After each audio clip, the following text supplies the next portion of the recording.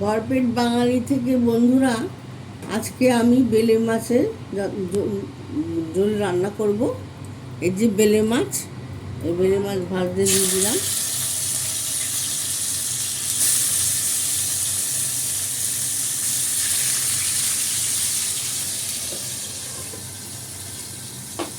বেলে মাছ রান্না করতে লাগবে এই যে ধনের গুঁড়ো, জিরের গুঁড়ো দেবো না, শুধু ধনের গুঁড়ো,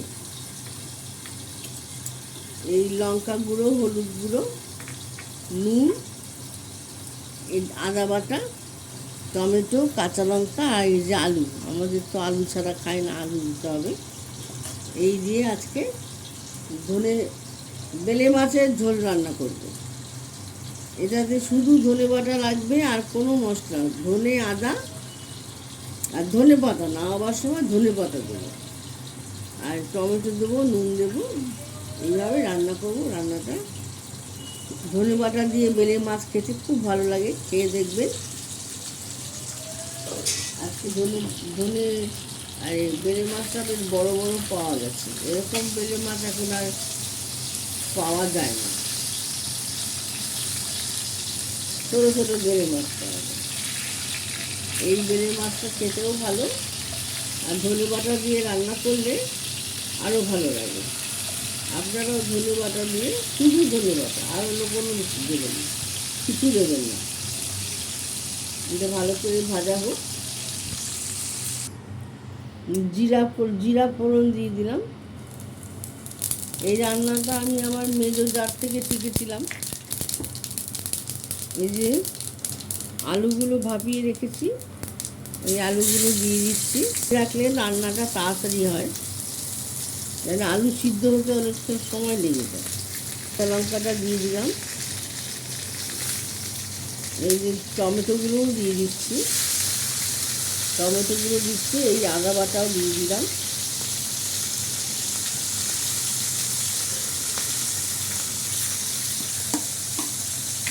একটু নুন দিয়ে দিলাম।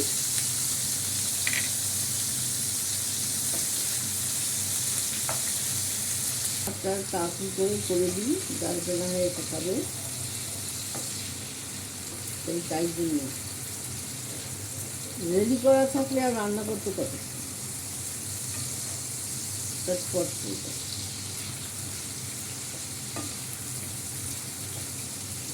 টমেটোগুলো একটু ভালো করে ভাজা, টমেটো না ওই জন্য পিউরি করি, একটু মিক্সিতে দিয়ে তাড়াতাড়ি হয়ে যায়, তাড়াতাড়ি।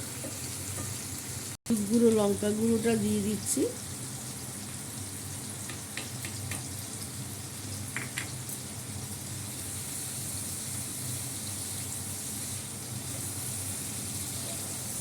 মশলা যত ভালো কষানো হবে, তত তরকারিতে স্বাদ হবে। দেখুন কি সুন্দর হচ্ছে।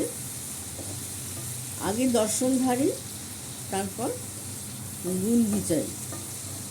এই রান্নাটা আমি আমার নিজের থেকে শিখেছিলাম, ওর বাড়িতে গিয়ে খেয়েছিলাম, আমার খুব ভালো লেগেছিল, তাই আজকে আমি বানিয়ে দেখাচ্ছি আপনাদের।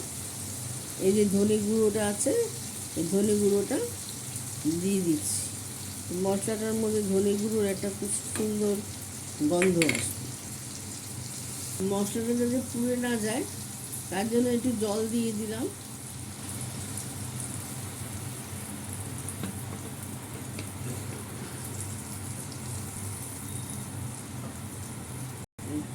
মাছগুলোও দিয়ে দিচ্ছি, ঝোলের সাথে ফুটবে, তাহলে খেতে ভালো লাগবে, মাছের মধ্যে জুসটা ঢুকে যাবে।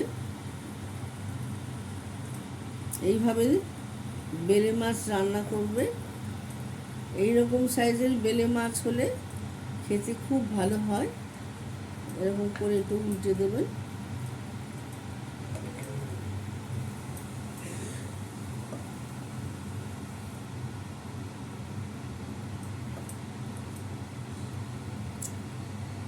এরপরে একটু ধনে পাতা দিয়ে দেবো, তাহলে খেতে ভালো লাগবে, গন্ধটা সুন্দর হবে। এখন আমি এটা একটু ঢাকা দিয়ে দিলাম, একটু ভালো করে গ্রেভিটা হোক, একটু সিদ্ধ হোক, সব কিছু একসাথে। তারপরে আসছি, ব্লগটা নিয়ে পরে আসি। আমার বেলে মাছের ঝোলটা হয়ে গেল, দেখুন কত সুন্দর দেখতে লাগছে। একটু গ্রেভিটা ঘন হওয়ার জন্য আমি একটুখানি আটা ছিটিয়ে দিলাম, একটু ধনে পাতা দিয়ে দিলাম। লাইক শেয়ার কমেন্ট করে দেবেন বন্ধুরা, এইভাবে করে খাবেন, খুব ভালো লাগবে। আটাটা আমি দিই গ্রেভিটা একটু ঘন হওয়ার জন্য। এটা আমার শাশুড়ির থেকে শেখা। এই সমস্ত রান্না ইউটিউবে পাবেন না, এগুলো আমাদের বাড়িতে শেখা। এইভাবে করবেন, দেখুন গ্রেভিটা কি সুন্দর হয়েছে। লাইক শেয়ার কমেন্ট করে দেবেন, আর @ভরপেট বাঙালিতে সাবস্ক্রাইব করে দেবেন। আর এইভাবে বেলে মাছ, এরকম বড় টুকরোওয়ালা বেলে মাছ হলে ভালো হয়, ছোটোগুলোতে অত স্বাদ হয় না, ওগুলো কালো জিরা ফোড়ন দিয়ে করলেই ভালো হয়। এইভাবে করে খাবেন। আমার মাছের ঝোলটা হয়ে গেছে, আর একটু ফুটবে। এখন স্ট্যাটু রেখে দিলাম। নমস্কার।